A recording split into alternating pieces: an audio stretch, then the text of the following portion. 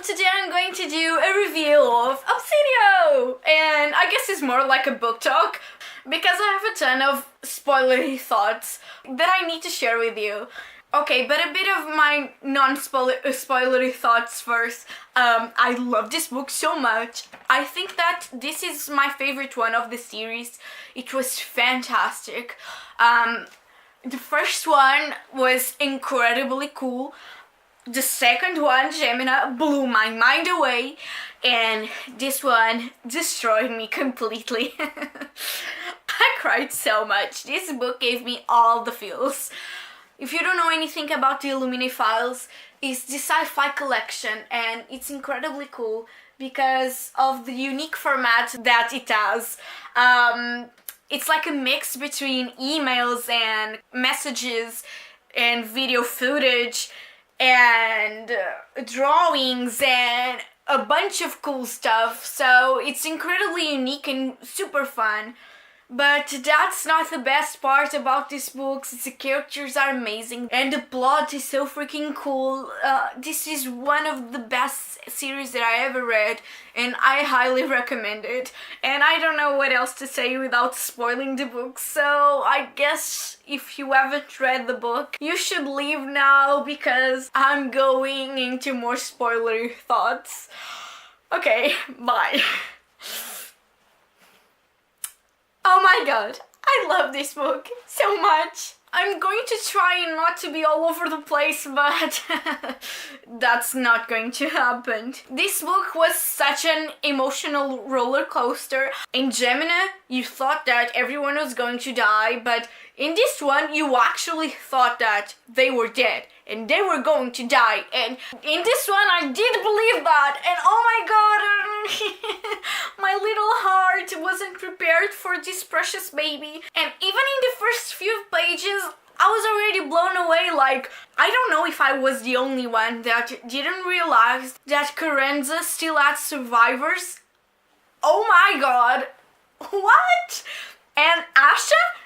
Katie's cousin, who we thought was dead in the entire series, is still alive. What? Oh my god!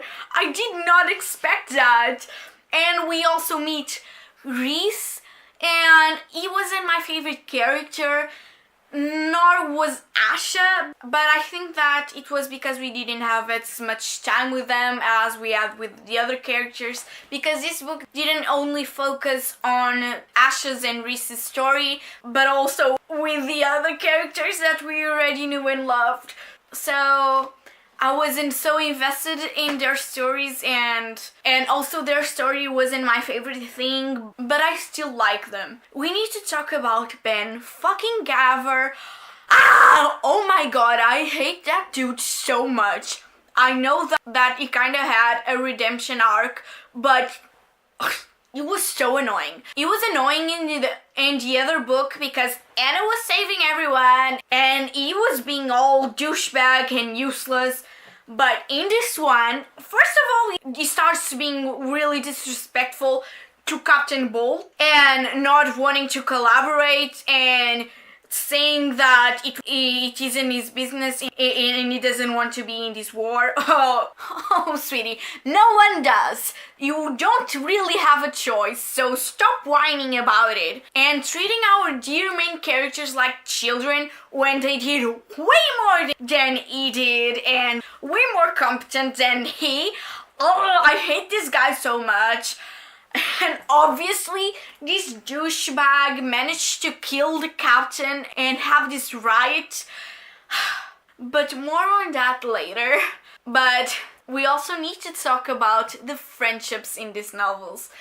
Even in the beginning, like that conversation between Ezra and Nick was everything. And the conversation between all of our girls, and it was so sweet. The friendships between the characters that we already knew and loved were so amazing and they felt so genuine. I loved every single interaction between them in this book so much. And it was hilarious that Nick kept calling Ezra babyface.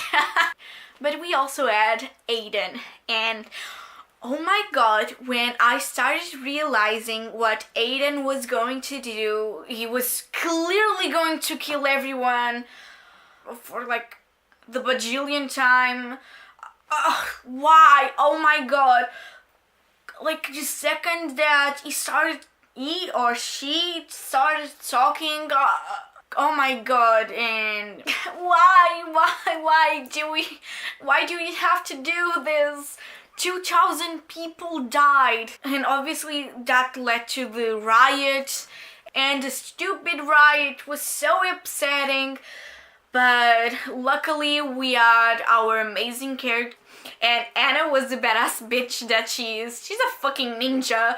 She saved the entire ship, and she finally proved Ben that she was way more capable than he was, and it ended up quickly, but it was still a disaster. We lost our captain, and the ship was a mess. And if you have seen any book talk or book review on the 2 previous books, you know that everyone wanted to know who the surveillance guy was, and he ended up being Nick, and I feel so stupid. How didn't I catch that? He talks exactly like Nick. He was super hilarious, but also was Nick. So I don't know how I didn't catch that. I was completely blown away and surprised, and I love that they did this to us. But like I said, I didn't really feel so attached to this new set of characters as the old cast.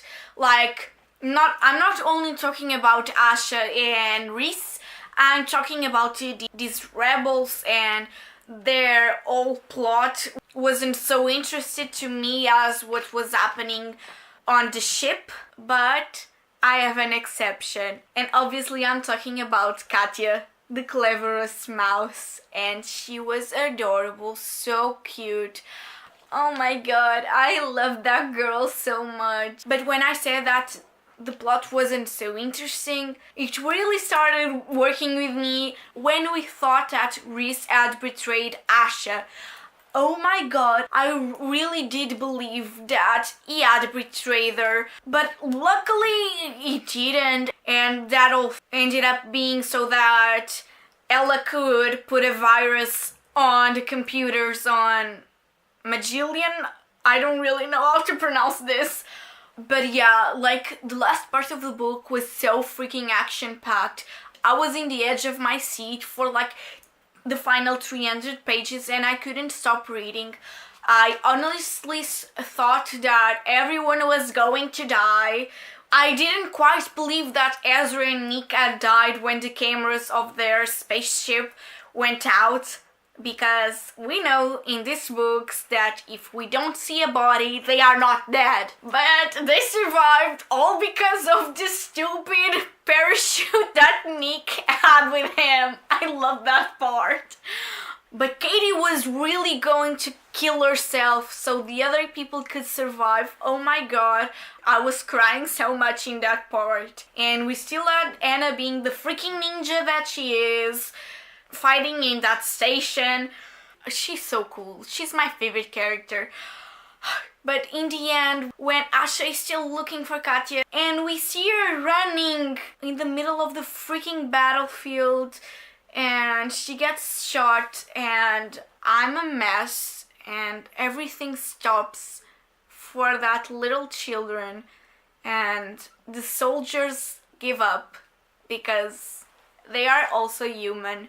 I love that part. I love that we got to see more into them, because for this entire series we kind of saw Baytak as these monsters with no soul, and we thought that they were all like Travis' crew from Gemina, but they are human.